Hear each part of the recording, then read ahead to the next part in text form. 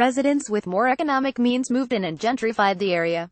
This came at the expense of the working-class residents who were eventually bought out or kicked out. Public housing units such as Los Alamos were effectively closed. Residents of historic neighborhoods, such as Vietnam, have been resisting displacement. The government of Puerto Rico also engaged in significant branding efforts to bring tourists from mostly the eastern and southern U.S., where the majority of Puerto Rico's tourists come from.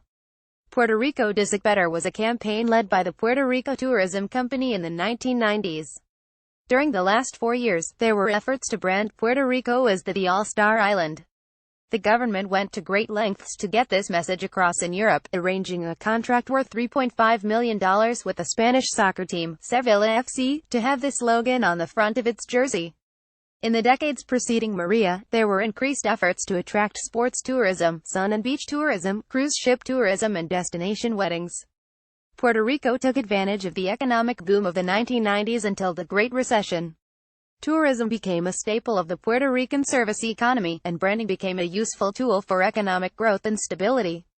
However, this growing focus on branding has had major political cost.